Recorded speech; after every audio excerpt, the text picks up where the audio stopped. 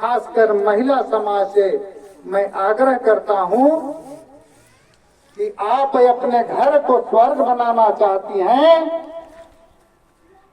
तो अपने बड़े बुजुर्गों का आदर करना चाहिए, सम्मान करना चाहिए, तभी आपका घर जो है स्वर्ग बनेगा।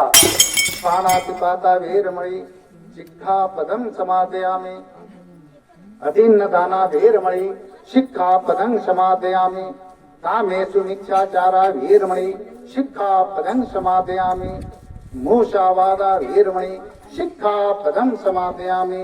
शूरमेर्मज्जापमादधाना वीरमणि शिक्षापदं समादयामि। आदर्श ग्राम लोहाई के निवासी बुद्धवासी माननीय जवाहर सिंह जी का श्रद्धांजलि सभा और अनित्य संस्कार किया जा रहा है। सबसे पहले मैं महाकारुणी के तथागत सम्यक संबुद्ध को नमन करते हुए तत्पश्चात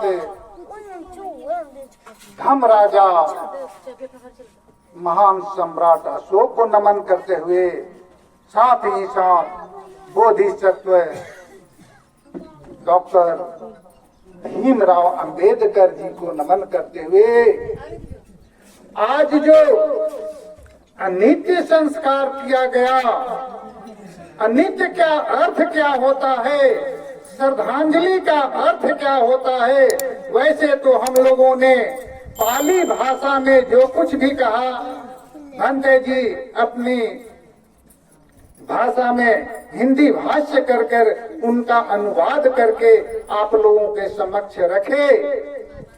लेकिन आज जो यह कार्य संपन्न हो रहा है, इसके बारे में हम लोगों को जानना जरूरी है। यह कार्य जो है इसको हम अनित्य संस्कार कहते हैं, श्रद्धांजलि सभा कहते हैं। तो अनित्य क्या अर्थ होता है? क्या जो यहाँ पर नित्य नहीं है, अनित्य है, जो मिटने वाला है, परिवर्तन होने वाला है, ट्रांसफरेबल है, उसको हम लोग अनित्य कहते हैं। कि जो भी इस दुनिया में आया है, चाहे वो इस धरती पर हो अथवा अंतरिक्ष में, आकाश में हो, हम लोगों ने अंतिम गाथा बोला कि यानीध भूतानि समागतानि यानी व च अंतलिखे तथागतम देव मनुष्य पूजितम बुद्धम नमस्याम सो वस्तु होतु। हम लोगों ने अंतिम गाथा भंते जी ने फिर फोन दिया बोला। इसका अर्थ यह होता है कि जो भी इस धरती पर आया है, चाहे वो तथागत हो अथवा अन्य हो, उसको यहाँ से जाना है। त्रिभुवन जी आप आइए और हमारे महान समाज सुधारक कबीरदास जी कहे हैं कि आया है सो जाएगा राजा रंग फकीर, एक सिंहासन चढ़ चले एक बंधे जात जंजीर। जो आया है उसको सबको जाना है। यहाँ पर रहने के लिए कोई नहीं आया है, लेकिन लिमिट नहीं है। टाइम देख रहे हैं, जो आया है उसको जाना है। ये नहीं है कि कोई यहाँ पर रहेगा, इसलिए किसी तरह का ये शोक सभा हो रहा है। शोक सभा में किसी तरह को ये नहीं है। इस अंधकार, अंधविश्वास, पाखंड से बहुत लोग अलग नहीं हो रहे हैं और इस पाखंड में जकड़े हुए हैं।